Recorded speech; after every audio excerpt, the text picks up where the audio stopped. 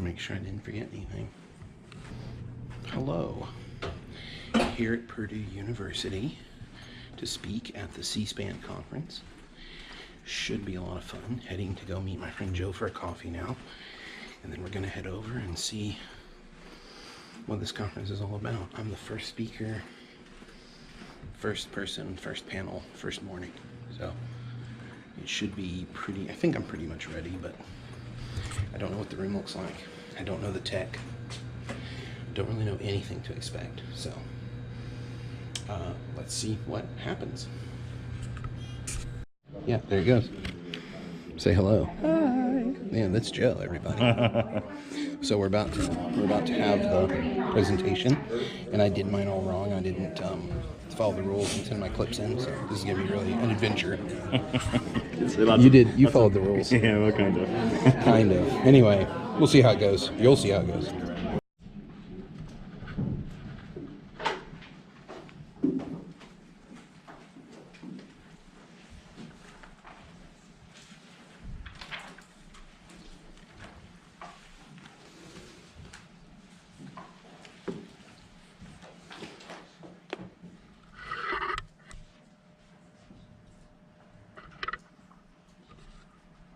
Morning, everybody. Thanks for coming. Thanks to Robert for putting this thing together.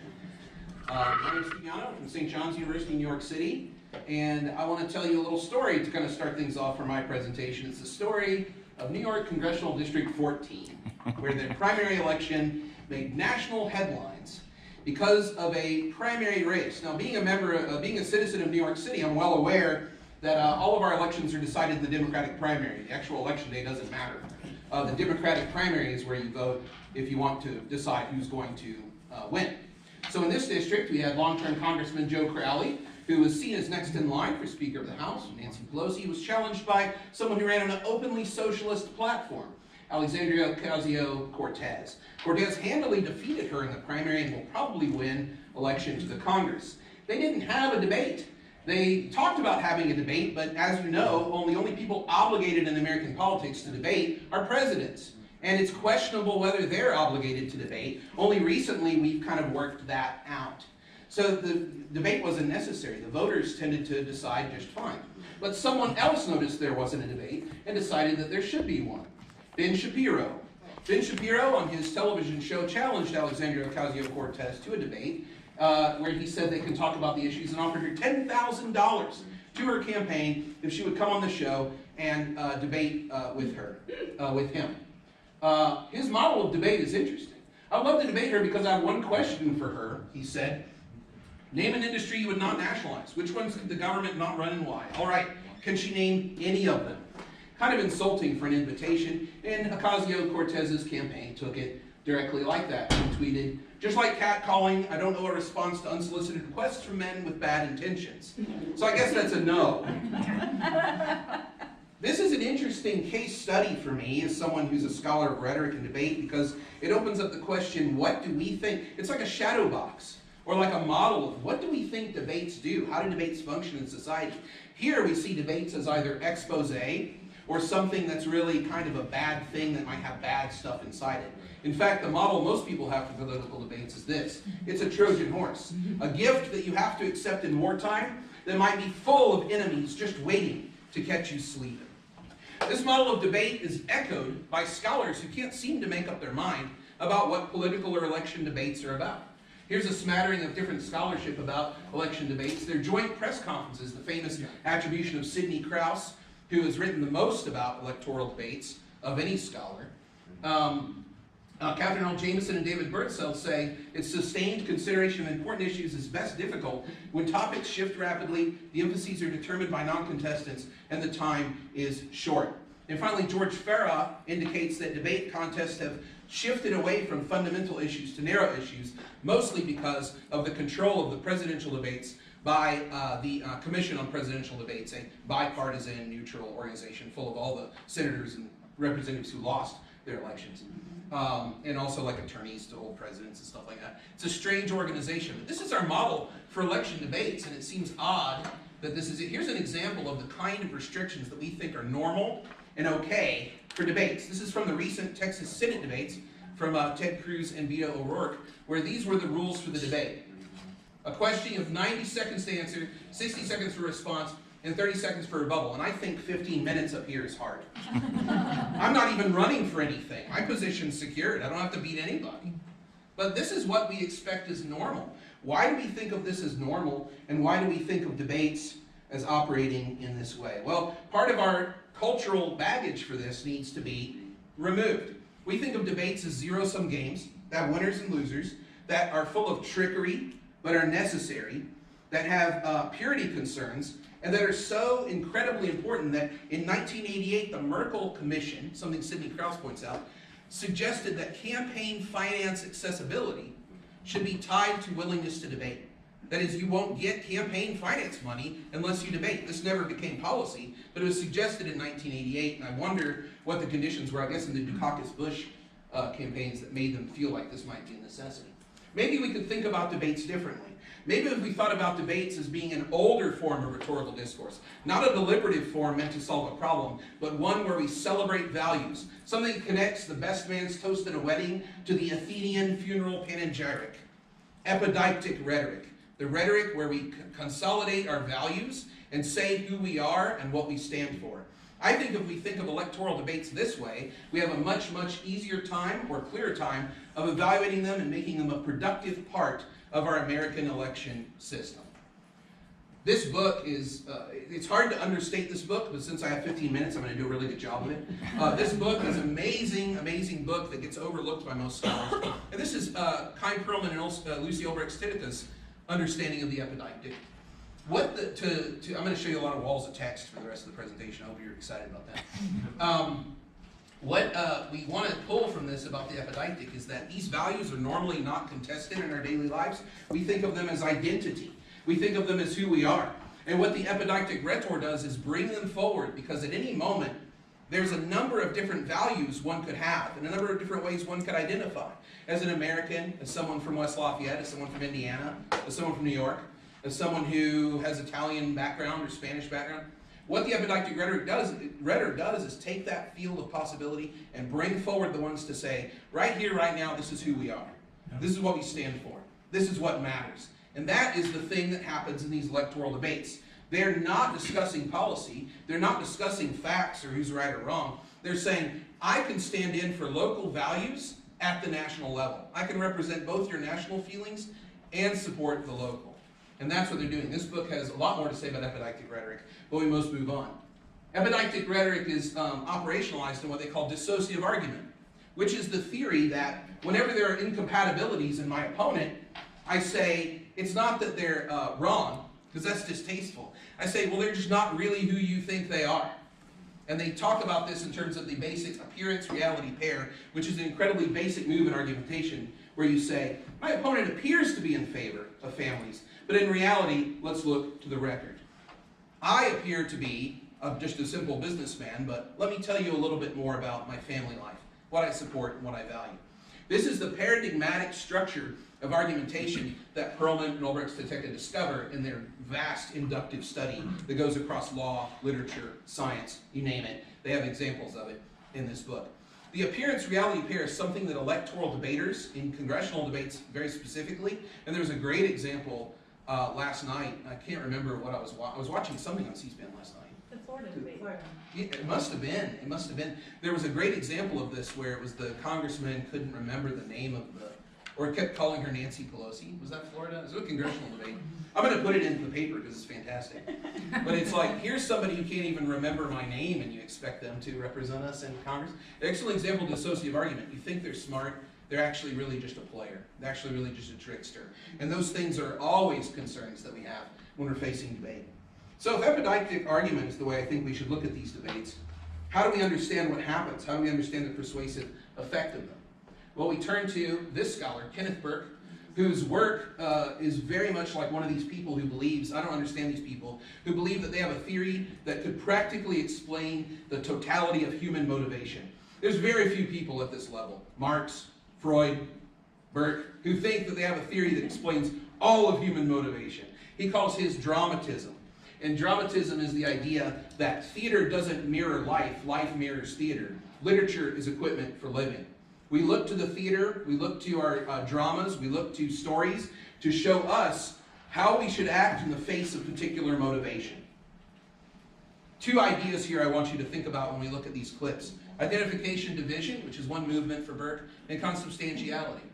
Identification and division is the idea that we pretend to be, or we hope to be, a certain way, and we think we are that way, but we're merely moving towards that way as a continuous movement. We're always trying to identify with the institutions, ideas, and people who we admire and respect. At the same time, we are dividing from other identities. This is a double movement that we can't avoid. Consubstantiality is the idea that I'm always trying to be like the people I want to be like. So this quote over here, you give the signs of such consubstantiality by deference to an audience's opinions, is what it should say under there. It got cut off, I think. I think it's because I don't have a Mac. But the idea is that all of these things are posited.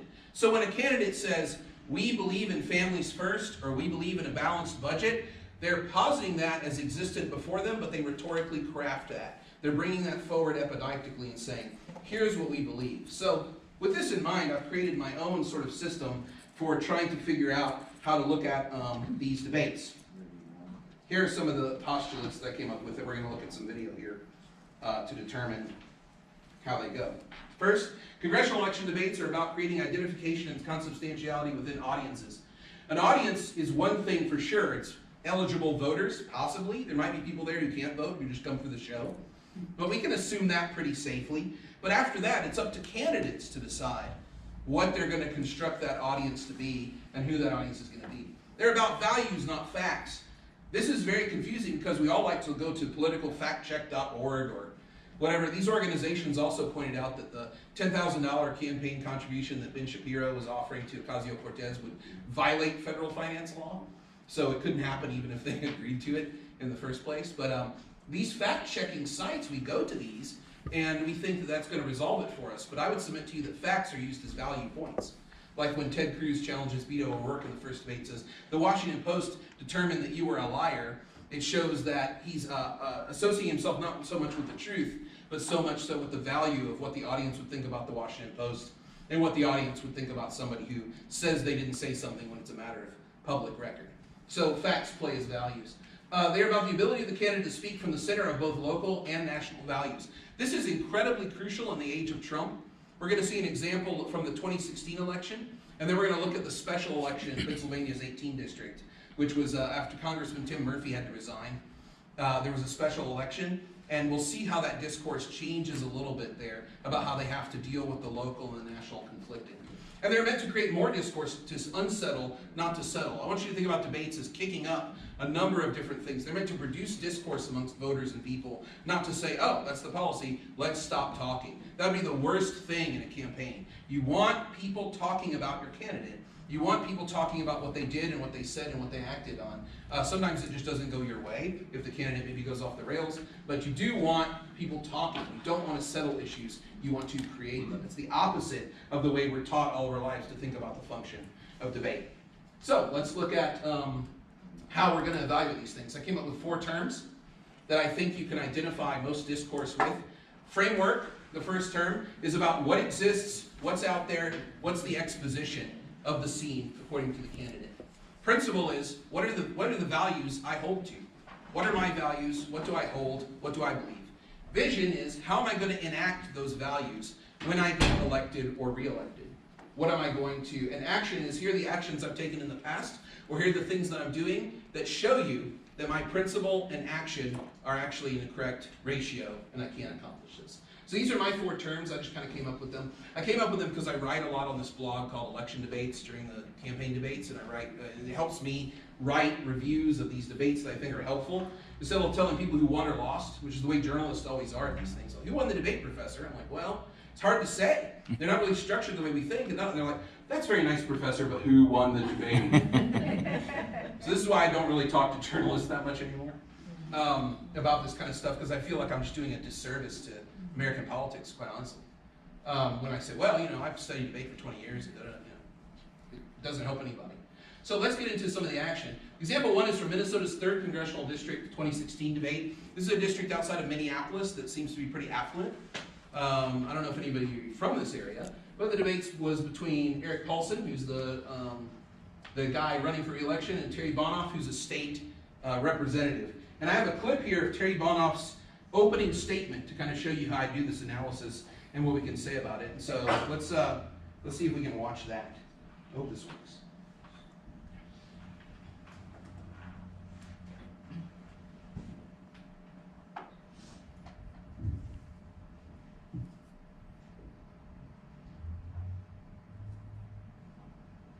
The U.S. candidates of the House for Minnesota's third based is Democratic policy. Sorry, the it didn't work right. Congressional district covered, including several, and was first the state legislature. We have Representative Eric Paulson and State Senator Terry Bonoff here from the 3rd District. Thank you both for coming in for this debate, which, as we just saw from our last one, we really have more of a conversation here. So thanks. That's an interesting point I make in the paper, is how the journalists deflect and deny that there's actually a debate happening. We don't have a debate here, we talk.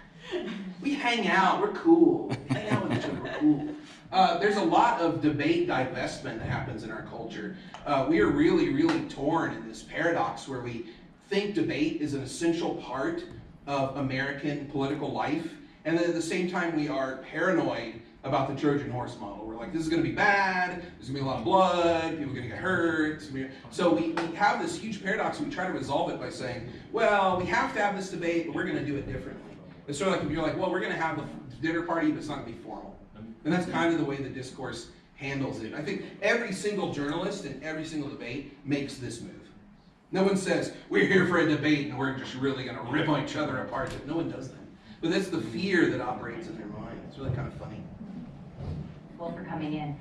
Senator Bonoff, let's start with the opening statement. Well, thank you. I'm running for Congress because I believe in the promise of our country and its people. I think it is more important now than ever before that we elect courageous leaders, leaders who can bring people together on both sides of the aisle together to tackle our very real tough challenges. In the Minnesota Senate, I've earned a reputation for doing just that. As a pro-business Democrat, I worked with the Minnesota Chamber to create the Minnesota Pipeline Project. That program was really about getting rid of student debt and addressing the skills gap. It connected students with employers. They get on-the-job training, they get paid wages while they're getting the degree. When they're done, they actually have a job. That work has been written about twice in the last year by Forbes magazine. It's that kind of bold leadership that I would bring with me to Congress, where it is sorely lacking. You know, Congressman Paulson, you've been there for 8 years, and I think you've enabled part of that gridlock and that obstructionist Congress. And I also believe that you have voted too often on the wrong side of history with the extreme part of the right-wing part of your party. And so I believe that I have the values and the vision to represent this district. I was proud to be endorsed by ECM Publishers, and they're the group that has all of the local community newspapers. And what they said when they endorsed me is that I represented in my candidacy real hope and change. And so I have been a courageous leader in the business world, in the Minnesota Senate, and I would be that in Washington. Thank you. Thank you. Okay, let's, in the interest of time here, we'll maybe just go to Paulson next. Let's look at a couple of things she said. I'm running for Congress because I believe in the promise of this country and its people. That's a principal statement. That work has been written about twice in last year by Forbes magazine, talking about her jobs program. That's action. And it's that kind of bold leadership that I will bring to Congress where it's solely lacking vision. What's missing here from Bonoff's opening statement is framework, and Paulson is very eager to supply it. This one's going to work. Senator Paulson? Thank you, and Leah, thanks for hosting the debate tonight with KSTP. I'm running for Congress once again. Now is a time that Minnesota expects its elected leaders, more than at any other time, to work across the aisle bipartisanly, transcend partisan politics. And I've got a great track record of doing that. I'm going to continue to do that, whether it's repealing the medical device tax, which is focusing on keeping high-paying jobs right here in the state, high-paying jobs that are so critical in all of Minnesota. I worked on that with Senator Klobuchar, and I was persistent. It took 5 years to get that across the finish line, to suspend that tax. So sometimes it can take a while. Or sometimes there may be an issue that moves quicker, such as stopping anti-human trafficking or sex trafficking. Also a very bipartisan issue, where we were able to get that done in less than a year. It's literally saving lives. And recently I passed a missing children bill that will help now find missing children and now help put sex offenders behind bars. And so we're in a time now with partisan gridlock, with partisan politics. I want to continue to be part of a constructive solution to move the ball forward. It's one of the reasons why I was endorsed by the Minneapolis Star-Tribune recently, why I'm endorsed by the business organizations such as NFIB or Twin West Chamber, for instance, and I'm going to continue to work along that mold. I'm one of only 34 members this year that has had a bill signed into law from either party of either body by the president. And I think that's what Minnesotans expect, is that type of leadership. I'm going to continue to do that if I'm elected again next week. Thank you, and thank you. Okay, so let's look quickly at his statement. The first thing is he sets up the framework, which is, here we are in Minnesota, and here's what Minnesotans expect. He puts that as a positive thing. This isn't argumentative. This is what exists. Now, of course, it is argumentative. All of us can see that we could disagree with that. But the way that you put it forward in the debate is this exists. And then he says, I've got a great track record of doing that. I'm going to continue to do this working together. So I've done this already. I'm going to continue to do it. That's my vision. And I've worked with Democratic Senator Amy Klobuchar in the Senate to make these job bills happen, which shows the kind of action he does. If we compare this across between both of them, her principle needs framework for that. And so this is something you could say about this debate, to say, look at what's happening here. Look at how to improve that congressional argumentation. Or let's look at how we can compare these people together. Is that without a framework, she's talking mostly about herself, without a framework statement or framework argument, then there's very little that you can do to compare. So I have a number of other examples. I know I'm a little over time, but I do want to close to say I think this framework is very useful for helping people, especially scholars, talk to students and others about the value of these political debates, because they don't function the way most people assume they're going to function. And using the four terms to help make sense of them and find comparative arguments with them is incredibly useful. This is a really important time to generate this kind of discourse, because the American political debate model is being exported as quickly as possible. The British leaders debate in a presidential style. The Canadian leaders are about to start doing it. We had the debate between Nigel Farage and Nick Clegg on the Brexit, on the UK Brexit, which was done in this presidential style. So thinking of these as policy-solving discursive moments is just to upend or to ruin the ability of these two things to be a valuable part of American political discourse. So I think I'll leave it there. I have a number of other examples. If you want to talk to me later in the conference, I'm happy to show you more video than you'd like to see and talk about my ideas very much. But thank you so much for your sustained attention, and thanks for having me at the conference. Thank you.